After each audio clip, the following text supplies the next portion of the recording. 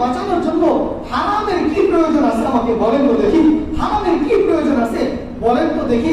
যারা রিক্সা চালাচ্ছে, যারা ভ্যান চালাচ্ছে, যারা দিন মজুর কষ্ট করে খাটতেছে, মাথার ঘাম পায়ে পড়তেছে, তারা তাদের রক্তকে পানি করে শুধুমাত্র খাবারের জন্য আলু ভর্তা ডাউল খেয়ে নিজের জীবিকা নির্বাহ করতেছে, তাদের এমন কি ক্ষতি হয়ে গেল? আর আপনি হারাম খেয়ে হারাম মাছ গোস্ত মাংস এগুলো খেয়ে আপনার এই বডিটা ফিট রেখে কি লাভটা আপনার হলো আমাকে বলেন তো দেখি। বলেন কি লাভ হলো? যে হালাল ভাবে খাচ্ছে তার জীবনও চলে যাচ্ছে, সেও জীবন অতিবাহিত করতেছে। আপনি হারাম একটু ভালো মন্দ খেয়ে আপনার জীবন অতিবাহিত হচ্ছে। মাঝখান থেকে আপনার কি হলো?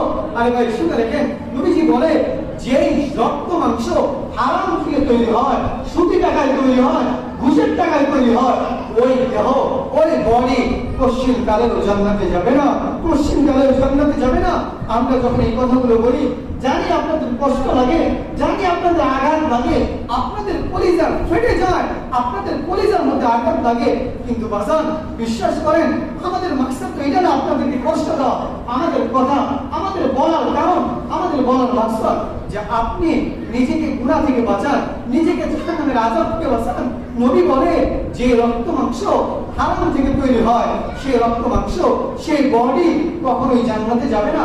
ও বাজান এবার আসেন, আপনার বডিটা, আপনার খাবার তৈরি হয়, আপনি যে খাবার খান এই খাবারের দ্বারা রক্ত মাংস তৈরি হয়, আপনার খাবারের দ্বারা বডিটা ফিটনেস থাকে। এই জানা এই খাবারটাই যদি হারাম হয়, এই খাবারটাই যদি সুদের টাকা হয়, এই খাবারটাই যদি ঘুষের টাকা হয়, মনে রাখেন আপনার যে বডি, এই বডি পশ্চিম কালেও জান্নাতে যাবে না, পশ্চিম কালেও জান্নাতে যাবে না। এই জন্য আজকে থেকে নিয়ত করি, আরে যদি আমি হালাল ভাবে চলতে যাই কি কষ্ট হবে? গোস্তের জায়গায় না হয় ডাল খেতে হবে, গোস্তের জায়গায় না হয় আমার আলু ভর্তা হবে, তাও তো ভালো। কিন্তু হারাম টাকার খাবারে গোস্তটা খায়া আপনি নিজেকে জাহান্নামের মধ্যে চালায়, নিজের উপর জুলুম করেন না, নিজের উপর জুলুম করেন না। আজ সময় আছে, মৃত্যু কখন কোন সময় এসে যায় বলা যায় না। ও বাজান আমাকে বলেন এই দুনিয়াতে বাঁচতে হলে কি কত টাকার দরকার আছে বলেন? কি পরিমাণ টাকার দরকার? কত টাকা হলে আপনি বলেন যে কত টাকা হলে আপনি সুখী হবেন?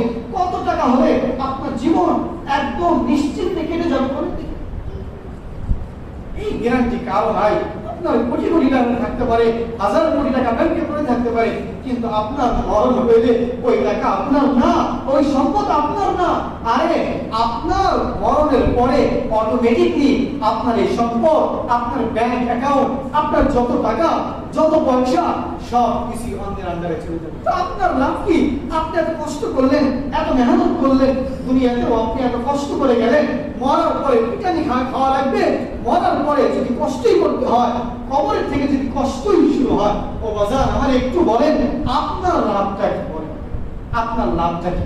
আপনি হারামের সাথে সম্পৃক্ত, সুদের সাথে সম্পৃক্ত, ঘুষের সাথে সম্পৃক্ত, হারাম ইনকামের সাথে সম্পৃক্ত। এই হারাম টাকায় সন্তানের জন্য গাড়ি করলেন, বাড়ি করলেন, সবকিছু করলেন, ও বাজান দোষ তো আপনার, শাস্তি তো আপনার হবে, আপনার সন্তানের হবে না। যেটা আপনি হারাম ইনকাম করছেন, শাস্তি আপনাকেই ভোগ করতে হবে। কবরে যখন আপনাকে রাখবে, আপনার সন্তান তো ওই মায়ের ভাগে হবে না, হবে? আপনার কবরের মধ্যে যদি আগুন জ্বলে, খোদার কসম করে বলি আপনার সন্তান ওই আগুনের ভাগে হবে না, আপনার সন্তান পশ্চিম কালেও ওই কবরের আগুন নিভাতে যাবে না। তো আপনার দুনিয়াতে হারাম ইনকামের কারণে যদি কবরের মধ্যে আগুন জ্বলে, যে সন্তানের জন্য হারাম ইনকাম করতেছেন, যে পরিবারের জন্য হারাম ইনকাম করতেছেন, তাহলে আমাকে বলেন দেখি, তারা যদি আপনার কষ্টের সাথী না হয়, তারা যদি আপনার কষ্টের সাথী না হয়, তাহলে হারাম ইনকাম করার কি প্রয়োজনটা আছে? হারাম ইনকাম করার কি প্রয়োজনটা আছে বলেন? শুধু শুধু আপনাকে নিজের উপর নিজে জুলুম কেন করবেন? নিজের উপর নিজেকে কেন কষ্ট দিবেন? এই জন্য আল্লাহর হস্তে পা ধরে বলি বাজান, আপনি নিজেকে হেফাজত করেন, নিজেকে ওই কবরের আযাব থেকে হেফাজত করেন, নিজেকে জাহান্নামের আযাব থেকে হেফাজত করেন। প্রথম কাজ আপনি হারাম ছেড়ে দেন, হারাম ছেড়ে দেন, গুনাহ ছেড়ে দেন। আল্লাহ আমাদের সকলকেই গুনাহ মুক্ত জিন্দেগি দান করুক, সুদ মুক্ত জিন্দেগি দান করুক, ঘুষ মুক্ত জিন্দেগি দান করুক, অবৈধ ইনকাম মুক্ত জিন্দেগি দান করুক। বলতেছিলাম ইত্তাকিল মাহারিমা তাকুন আবাদান নাস। নবীজি বলেন আমার প্রথম নাম্বার নসিহত, নবীজি বলেন শোনো তুমি তোমার গুনাহকে ছেড়ে দাও। তোমার গুনাহ যদি ছেড়ে দিতে পারো তুমি জামানার শ্রেষ্ঠ ইবাদতকারী হয়ে যাবে, তুমি জামানার শ্রেষ্ঠ বুজুর্গ হয়ে যাবে, তুমি জামানার শ্রেষ্ঠ ওলিতে পরিণত হয়ে যাবে। তো গুনাহ, এই জন্য গুনাহ আমাকে ছাড়তে হবে। আরে ভাই এই জন্য কিছু গুনাহ আছে ব্যক্তিগত, কিছু গুনাহ আছে সামাজিক। সমাজের মধ্যে অনেক গুনাহ আগুন ধাও ধাও করে চলে। প্রত্যেক সমাজের মধ্যে গুনাহের আগুন, গুনাহের সরাসরি, প্রত্যেকটা সমাজের মধ্যে গুনাহের সরাসরি। কোন ব্যক্তি যদি তার নিজের হিম্মত খাটিয়ে, নিজের সাহস খাটিয়ে, নিজের ক্ষমতাকে ব্যবহার করে সমাজের মধ্যে থেকে কোন এক ব্যক্তি সমাজের মধ্যে থেকে যদি তার শক্তি প্রয়োগ করে, তার ক্ষমতা প্রয়োগ করে সমাজের মধ্যে থেকে কোন একটা স্থায়ী গুনাহকে বর্জন করতে পারে, কোন একটা স্থায়ী গুনাহকে রহিত করতে পারে, তাহলে সে বড় ধরনের একটা ইবাদতকারী হয়ে যাবে। আর ভাই নামাজ পড়া যেরকম ইবাদত, রমজান মাসে রোজা রাখা যেরকম ইবাদত, বড় ইবাদত, হজ করা যেরকম বড় ইবাদত, ঠিক তেমনি ভাবে গুনাহকে ছেড়ে দাও এর চাইতে বড় ইবাদত। গুনাহকে ছেড়ে দাও এর চাইতে অনেক বড় ইবাদত। নামাজ পড়া যেরকম, রোজা রাখা যেরকম, হজ করা যেরকম, আগে আপনি গুনাহ করছেন, আজকে নিয়ত করলেন, তওবা করলেন, আর গুনাহ করব না, বলা হয় নামাজ, রোজা, হজ, যাকাত যেরকম সবের কাজ। আপনি যে আজকে নিয়ত করলেন, আপনি যে আজকে গুনাহকে ছেড়ে দিলেন, এটাও আপনার ঠিক ততটুকু অনেক বড় ইবাদতে পরিণত হবে। এজন্য সমাজের মধ্য থেকে কোনো ব্যক্তি প্রয়োগ খাটিয়ে, শক্তি খাটিয়ে আফসোসের সাথে বলতে হয় সমাজের যারা সমাজপতি আছে তারা ক্ষমতা ব্যবহার করে অপরভাবে। ক্ষমতা প্রয়োগ করে কিন্তু গুনাহের কাজে, ক্ষমতা প্রয়োগ করে খারাপ কাজের মধ্যে। হায় আফসোস, আজকে যদি আমার প্রত্যেকটা সমাজের সমাজপতিরা তাদের শক্তিকে প্রয়োগ করতো ভালো কাজে, তাদের শক্তিকে প্রয়োগ করতো সমাজের গুনাহকে বন্ধ করার ক্ষেত্রে, তাহলে প্রত্যেকটা সমাজ ভালো হয়ে যেত, প্রত্যেকটা সমাজ সোনালী সমাজ হয়ে যেত। নবীজি বলেন কুল্লুকুম রাঈন ওয়া কুল্লু মাসউলিন আন রাঈয়াতিহি। আর শুনে রাখো প্রত্যেকটা ব্যক্তি দায়িত্বশীল, আর যাকে যে দায়িত্ব দেওয়া হয়েছে তার থেকে ততটুকু হিসাব নেওয়া হবে। যাকে যতটুকু দায়িত্ব দেওয়া হয়েছে তার থেকে ততটুকু হিসাব কিয়ামতের ময়দানে নেওয়া হবে। আজকে যারা সমাজপতি আছে তারা যদি মনে করে যে আজকে আমরা সকলেই মিলে সমাজ থেকে সুদ বন্ধ করব, ঘুষ বন্ধ করব, গান বাজনা বন্ধ করব, আপনারা বলেন বন্ধ হবে কি হবে না? জোরে বলেন হবে কি হবে না? কিন্তু এই উত্তর করে নিতে আমরা হিমশিম খেয়ে যাই। এখন কথা বলতে পারেন হুজুর আপনারা এত মাথা ব্যথা দিচ্ছে, ঠান্ডা গান শুনবো, আপনার সমস্যা কি? আমরা সুদ খাবো, আপনারা তো মাথা ব্যথা দিচ্ছেন। আমরা ঘুষ খাবো, আপনার এত সমস্যা কি? আপনারা রাখছি তো শুধুমাত্র খানকার মসজিদে থাকবেন, মসজিদে তো মাঝে মাঝে লোক হয় না, মুসল্লি হয় না, একা একাই নামাজ পড়বেন যাতে মসজিদটা আবাদটা হয়। আমরা পুরো এলাকাবাসী জানো হাজার বছর থেকে বাসি, এই জন্যই আপনারা রাখছি। আমাদের ব্যক্তিগত কোনো কাজ নিয়ে আপনার এত পণ্ডিতগিরি করা লাগবে না, কি কর ঠিক নেই। এটাই যদি মনে করেন তাহলে মসজিদের কোনো সার্থকতা নাই। এই আপনারা মসজিদে আসছেন এটার কোনো সার্থকতা নাই। যদি এটাই মনে করেন, তাহলে যদি বলবেন না আমাদের দরকার প্রয়োজন। আর এই জন্য বলি যে আমরা কেন বলি এই ওলামায়ে কেরাম, আমরা তো জানি ভাই ঘুষের বিরুদ্ধে বললে আপনাদের কষ্ট লাগবে, সুদের বিরুদ্ধে বললে হাদিয়ে আসা কমে যাবে। কথা কোন লাগে আমরা তো বুঝি ভাই, বোঝার পরেও কেন বলি? আরে ভাই বলি কেন? শুনে রাখেন নবীজি সাল্লাল্লাহু আলাইহি ওয়াসাল্লাম হাদিসের মধ্যে বলে যে শোনো, একদল লোক সমুদ্রের মধ্যে সফর করতেছে, সমুদ্রের মধ্যে যাচ্ছে, তো যে জাহাজে করে যাচ্ছে জাহাজটা হলো দুইটা, কয়তলা? জাহাজটা দুইটা, তো প্রথম তলা আর দ্বিতীয় তলা। তো যে লোকজন যাচ্ছে যাইতে মাঝখানে গেছে, সমুদ্রের মাঝখানে যখন জাহাজটা গেছে, এবার যারা নিচতলার লোক আছে নিচতলার মধ্যে পানির কোনো ব্যবস্থা নাই। কথাটা বুঝেন, খেয়াল করেন, কথা না বলি। দুইতলা জাহাজ নিচতলাতে যারা অবস্থান করতেছে, এই নিচতলা জাহাজের নিচতলায় পানির কোনো সিস্টেম নাই, বিশুদ্ধ পানির কোনো ব্যবস্থা নাই। পানি যদি আনতে হয় কি করতে হয়? দোতলায় যাইতে হয়। কোথায় যেতে হয়? দোতলায় যাইতে হয়। দোতলায় যায় পানি নিয়ে আসে। এবার দোতলায় লোকজন, নিচের লোকজন গেল, যাওয়ার পরে উপরের লোকজন কেমন যে একটা কানা বসা করে, পানি দিতে চায় না, পানি দিতে রাজি না। এবার এই নিস্তলায় যারা অবস্থান করলো, জাহাজের ব্যক্তিরা নিস্তলায় যারা অবস্থান করলো, সকলেই মিলে পরামর্শ করতেছে, ও সুবহানাল্লাহ, আমরা দোতলা পানি নিয়ে যাবো না, কি করবো না? দোতলা পানি আনতে গেলে এরা ঝগড়া করে, ফাসাদ করে, কেন বসা করে, আমরা দোতলা যাই, সিঁড়ি বয়ে কষ্ট করে দোতলায় যা লাগে, কি দরকার? দোতলায় আমরা যাবো না। আরে নিস্তলা এখানে খুললে তো পানির ব্যবস্থা আছে, একটু ফুটা করলে তো পানির ব্যবস্থা আছে, তো আমরা কি জন্য করে যাবো? আচ্ছা বলেন তো দেখি, এই লোকজন নিস্তলা, জাহাজের নিস্তলা লোকজন যদি পরামর্শ করে এই জাহাজের নিস্তলা ফুটা করে, আর এই সংবাদটা যদি উপর তলার ব্যক্তিদের কাছে যায়, তারা কি চুপচাপ বসে ঘুম পারবো নাকি তেল দিয়ে ঘুমাইবো? কি করবো? সকলে মিলে নিচে আসবে, আসার পরে লোকদেরকে বুঝাইবো, ভাই এই কাজটা করো না, এটা করা যাবে না, এটা যদি করো এই জাহাজের মধ্যে পানি উঠে তোমরাও মরবা আমরাও মরবো। প্রথমে ভালোভাবে বোঝাবে। যদি গান চালামি করেন, গালে বোঝাই কি করছে, কি বল নদী বইটা তো মাইরা হলে ওদেরকে ওই ফুটা করা থেকে বাঁচাবে। বাঁচাবে কি বাঁচাবে না? বাঁচাবে কি বাঁচাবে না? অবশ্যই বাঁচাবে। কারণ উপরের লোক জানে যদি নিস্তলায় জাহাজটা ফুটা করা হয়, আর নিস্তলার লোক ওরা তো মরবে মরবে, আমরা শুদ্ধ মরবো। এই জন্য সমাজের মধ্যে প্রত্যেকটা গুনাহের কাজ, আরে শোনেন, আজকে আপনার প্রতিবেশী খারাপ কাজ করতেছে, সব বাড়ির পাশের লোক বক্স বাজাচ্ছে, বাড়ির পাশের লোক গাঁজা খাচ্ছে, বাড়ির পাশের লোক ফেন্সিডিল খাচ্ছে, অমুকের ছেলে ইয়াবা খাচ্ছে, আপনি নাকে তেল দিয়ে ঘুমাচ্ছেন, মনে রাখেন ওই প্রভাবটা আপনার সন্তানের মধ্যে আসবে। পাশের বাড়িতে আগুন ধরলে আপনি যদি ঘুমায় থাকেন, ওই আগুনের ফুলকি আপনার বাড়িতে এসে আপনার বাড়িটা ছারখার করে দিবে। সুতরাং বুদ্ধিমানের কাজ কি, যে যখন পাশের বাড়িতে আগুন জ্বলবে তখন সে সাথে যা পানি দিয়ে আগুনটা নিভাবে। কি হয়? সমাজের গুনাহ আজকে যদি আপনারা সমাজপতিরা যদি বন্ধ না করতে পারেন, সমাজের মধ্যে হারাম কাজগুলো যদি বন্ধ না করতে পারেন, সমাজের ইয়াবা, ফেন্সিডিল, এই বাবা গাঁজা মাজা যা আছে, এই সব কিছু যদি আপনারা ঐক্যবদ্ধ হয়ে বন্ধ না করতে পারেন, মনে রাখেন, লিখে রাখেন, আপনার সন্তানের মধ্যে ওই প্রভাবটা চলে আসবে। আপনার সন্তানের মধ্যেও আজকে অপরের ছেলে গাঁজার ব্যবসা করতেছে, অপরের ছেলে ফেন্সিডিল ব্যবসা করতেছে, অমুকের ছেলে বাবা ইয়াবা খাচ্ছে, আপনি কিছুই করতেছেন না, আপনি করতেছেন না, আমার ছেলে তো ভালো আছে, সমস্যা নাই, কিছুদিন অপেক্ষা করেন, আপনার সন্তানও ওই কাজের মধ্যে চলে যাবে। এই জন্য প্রত্যেক ব্যক্তির কাজ, প্রত্যেকজন ব্যক্তির, সমাজপতি যারা আছে, সাধারণ ব্যক্তি যারা আছে, নেতৃত্ব স্থানীয় যারা আছে, সকলে মিলে সময় এখন প্রত্যেকটা সমাজের মধ্য থেকে প্রত্যেকটা গুনাহকে একদম মিটিয়ে দেওয়া, প্রত্যেকটা গুনাহকে মিটিয়ে দেওয়া। যদি না দেন, এই গুনাহের প্রভাব, এই গুনাহের আগুন জ্বলতে জ্বলতে আপনার ঘর পর্যন্ত পৌঁছে যাবে।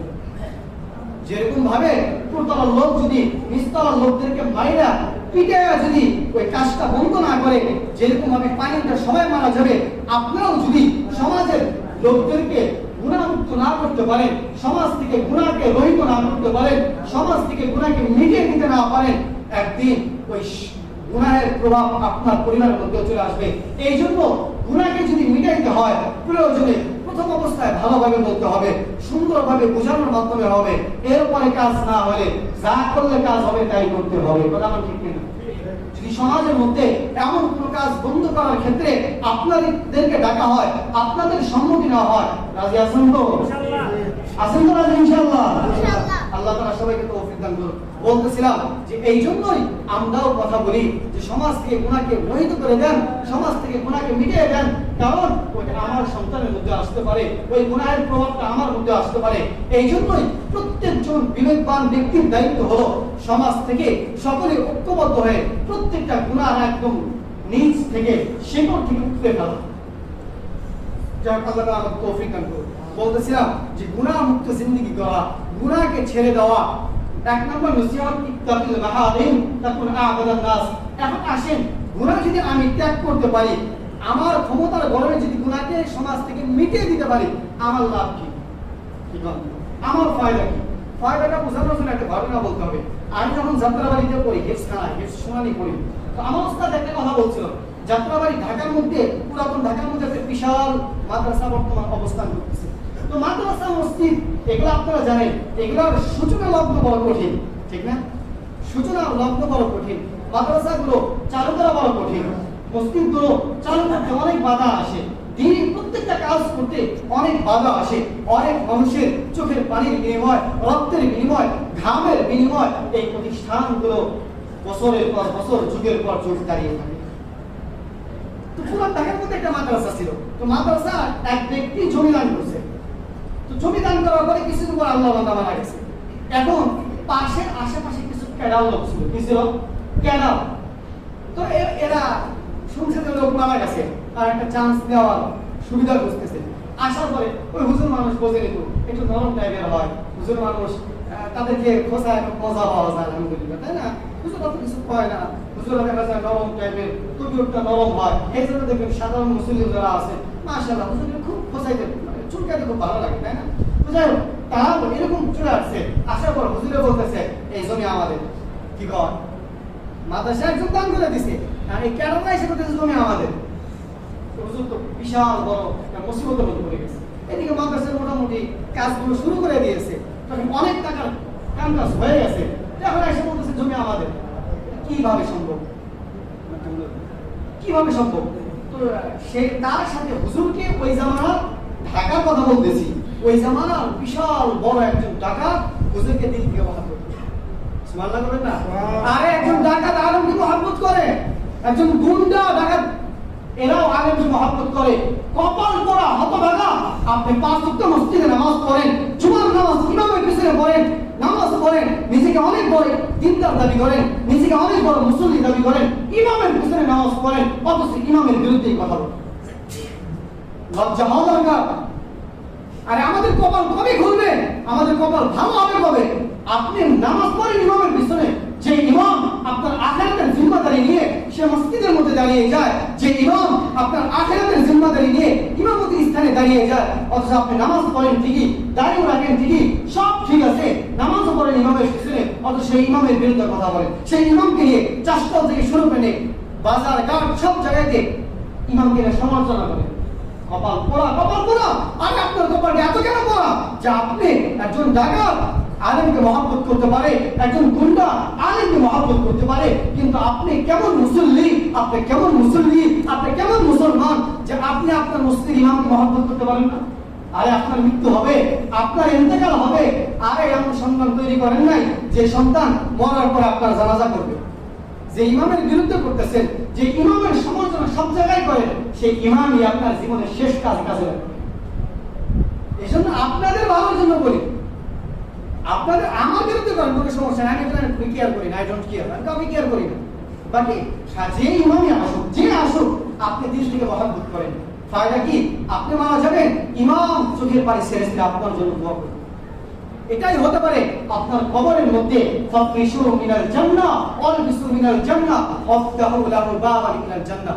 এই উসিলায় হতে পারে কবরের মধ্যে জান্নাতের টুকরা বিছিয়ে দিতে পারে আল্লাহ। কারণ আল্লাহ দেখবে আর ইমাম ও একজন কান্না করে, ওর সাথে রক্তের কোনো কানেকশন নাই, বংশের কোনো কানেকশন নাই, ওই লোক মারা গেছে, হুজুর কেন কান্না করে? ঠিক আছে, কি আল্লাহ মাফ করতে পারে না? এই জন্য অন্তত যদি মহব্বত নাও করতে পারেন, আলেমদেরকে ইমামদেরকে দিল থেকে যদি মহব্বত করতে নাও পারেন, অন্তত বিরোধিতা করেন, ধ্বংস হয়ে যাবে। ধ্বংস হয়ে যাবেন। কি ধ্বংস হবে? আপনার ইমান নষ্ট হয়ে যাবে, আমল নষ্ট হয়ে যাবে। তো যাই বলছিলাম, ওই জামানার ডাকাত হুজুরকে বড় মহব্বত করতো। তো কেমনে কেমনে জানো, ডাকাতের কানে খবর চলে গেছে যে অমুক লোকজন গুন্ডারা মাদ্রাসার জমির উপর হুমকি দিচ্ছে।